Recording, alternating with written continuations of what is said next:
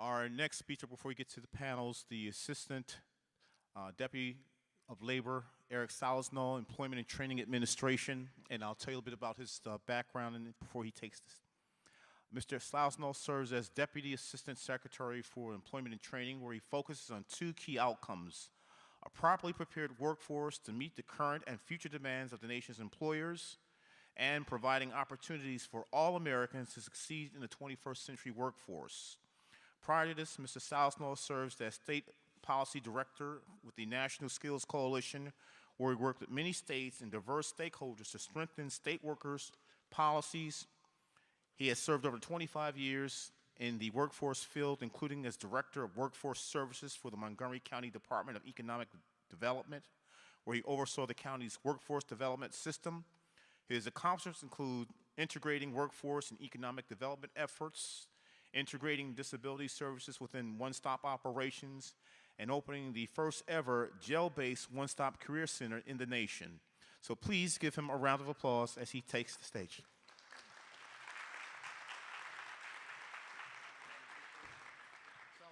Sells now, buys later. Got it?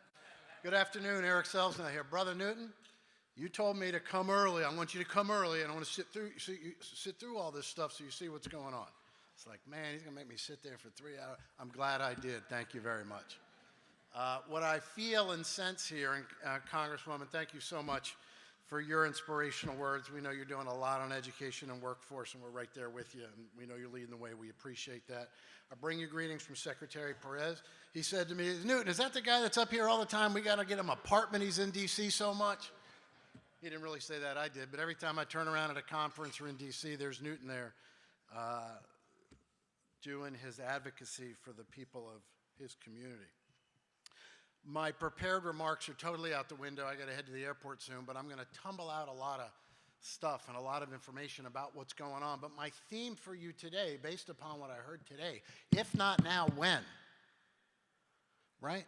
This administration, the last 8 years, more specifically the last 4 years, has done more for education, training, and skills than has happened in the last 100 years in this country. That's not a partisan statement, but this administration has done more with workforce development, skills, investments in people and skills, apprenticeships, Workforce Innovation and Opportunity Act, and I'm going to enumerate that some a little bit more. But if not now, when? And what I sense today with all the panels and all the conversations, there is this incredible movement, I think, going on across the country, very much inspired by this administration, but it's happening uneven all over the country. I see a great movement going on in this region, let me tell you. The people that you've had on your panels, the people that OIC has brought together and honored today, and the workforce connections, the youth connections, the community-based organization, the economic development, y'all are doing it right down here, and I want to commend you.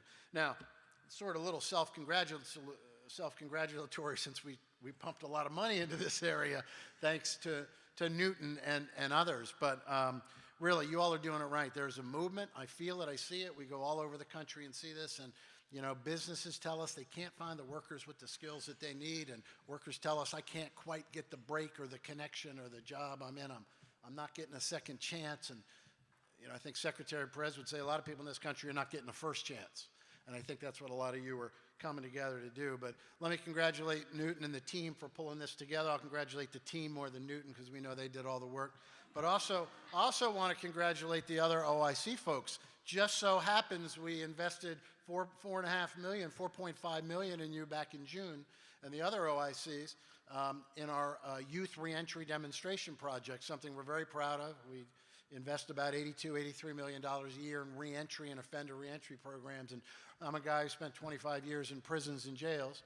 As my mother says, remind people that you worked in them, you didn't live in them, but not much of a difference. My office in D.C., by the way, has no windows. I'm perfectly comfortable in that environment.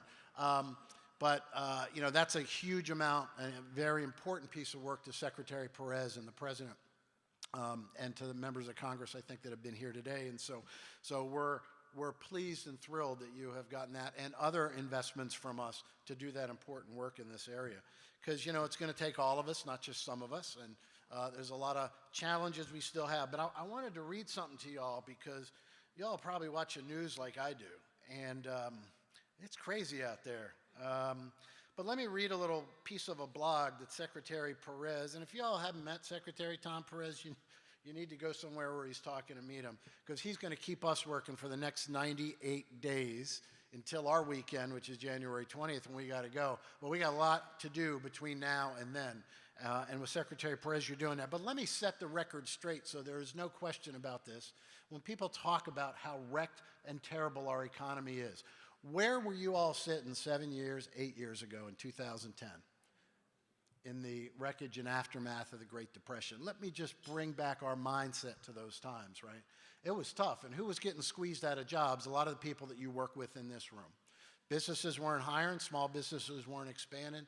People, particularly folks on the margin, lower skilled, lower wage workers, folks who struggle with education, were getting even less opportunity.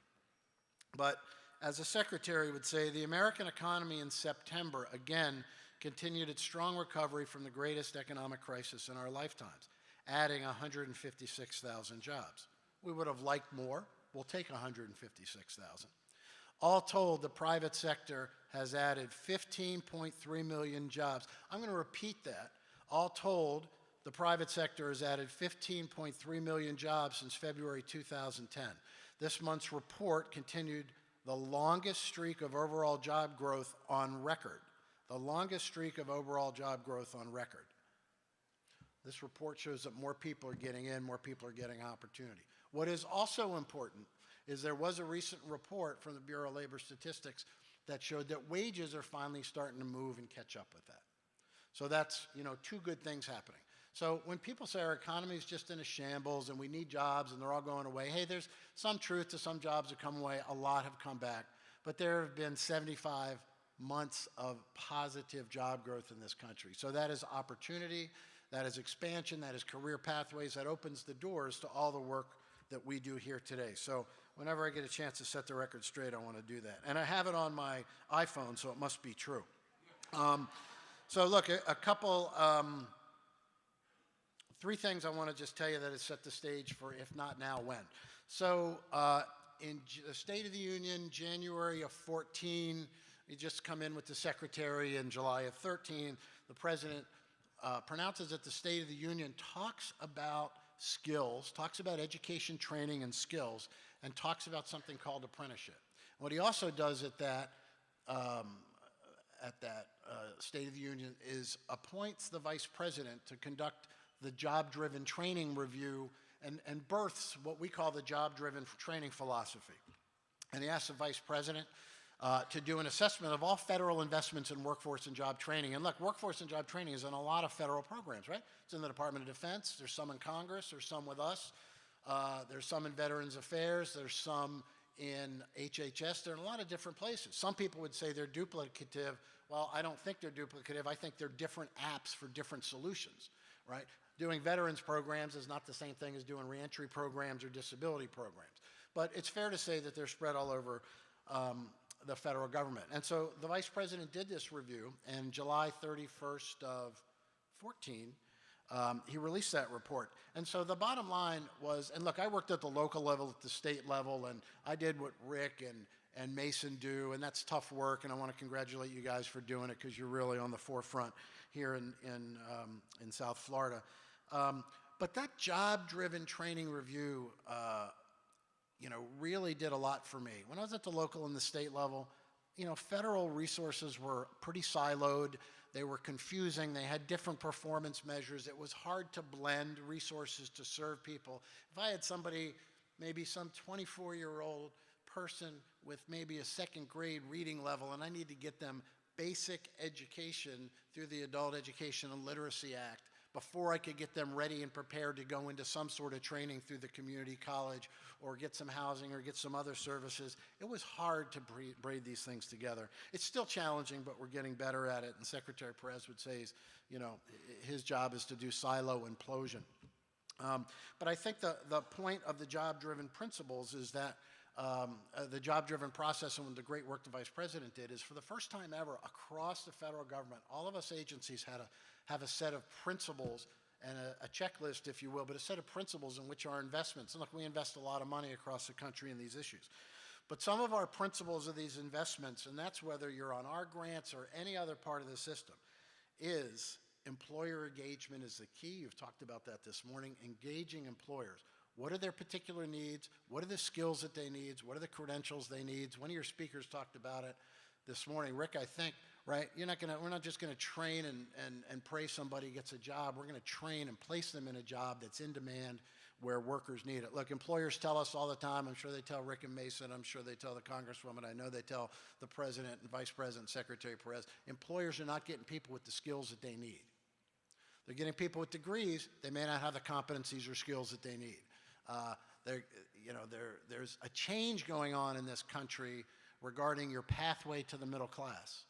And how appropriate the name of this, but there is more than one pathway to the middle class in this country, and we've been investing in trying to do that. So the job-driven training principle, engage employers. Let's determine exactly what they need. Let's get our partners to craft programs to meet those employer needs. So if we're doing something with the hospitality industry, let's not just talk to Jim, who, by the way, is on the first one on my call list.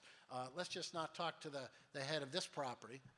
Let's talk to 20 or 30 hotels in this area and find out what the industry needs. Let's not talk to one hospital. Let's talk to 5 or 6 hospitals. Let's not talk to one manufacturer. Let's talk to 20 or 30, and let's find out what they need so they're not cannibalizing their own workers, so they're working together to get a powerful workforce for their industry. Engaging employers. The other principle of that is earning and learning, right?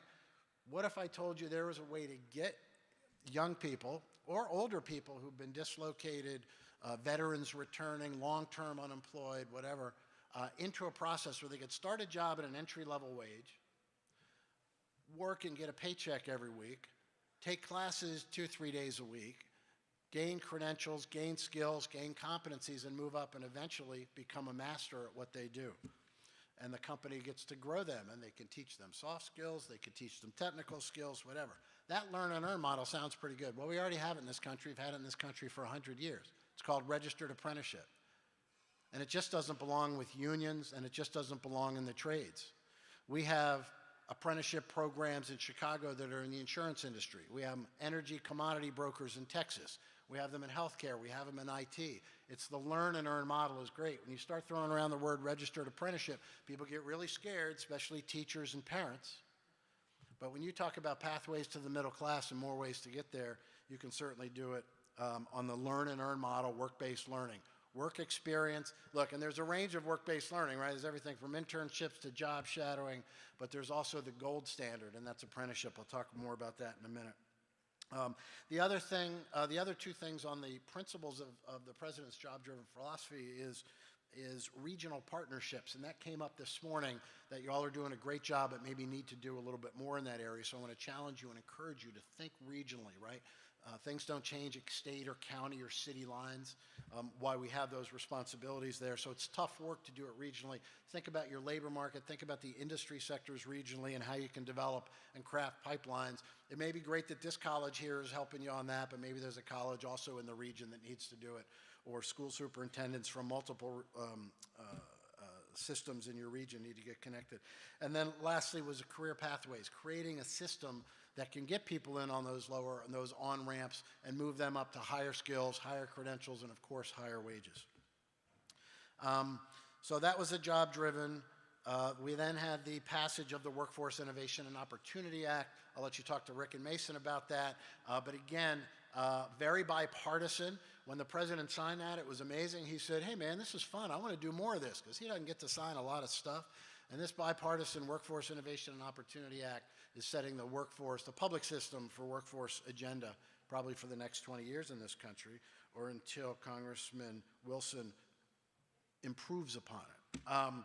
But the Workforce Innovation and Opportunity Act is out there. Huge change. He happened to sign that the same day the Vice President delivered his report on the job-driven network. And probably the third big thing, or third historic thing that's happened, is the President has challenged us to double the number of apprenticeships in this country, from 375,000 to 750,000. He also proposed $2 billion in which to do that with, but some of our friends of the Hill have not gone in that direction yet. Nonetheless, we're still trying to double it, and I'm pleased to announce that we just hit our 500,000 mark this week. So we've gone from 375,000 apprentices in this country to 500,000 in about a year and a half. And we're keeping that going and institutionalizing that. But look, why are we applauding that? We're applauding that because it works. Of all the range of workforce programs we do, and we do a lot of range of workforce programs with partners in community colleges and career pathways and industry sectors, none have the data and outcomes that apprenticeship have. High entered employment rates,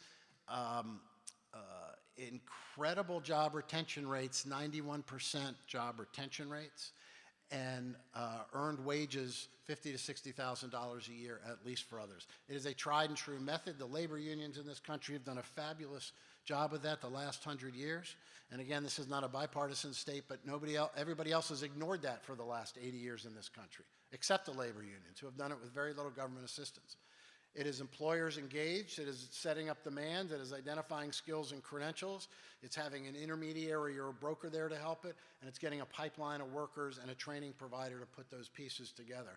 It ain't rocket science, it's what many of us do without calling it registered apprenticeship, but it is a sign of standards, rigor, and quality, which most workforce programs are not held to that level of standards, rigor, and quality. So I would encourage you to think broadly about registered apprenticeship. I would pledge to you that our office in DC, our Office of Apprenticeship, would be gladly able to come and work with you on developing apprenticeship programs here. Again, building trades are great, let's do that, but so is IT. You got a tech hire grant. Let's come up with an apprenticeship program that has real good, solid standards and pathways in IT.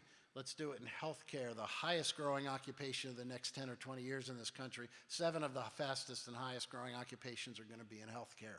There's a lot of need, there's a demand out there. Let's organize registered apprenticeship programs for that. That's my challenge for you, Newton, and you'll be hearing from me about that some more. A lot of talk today about soft skills. Secretary Perez was here. He would say, these are not soft skills, they're essential skills, because there ain't nothing soft about them.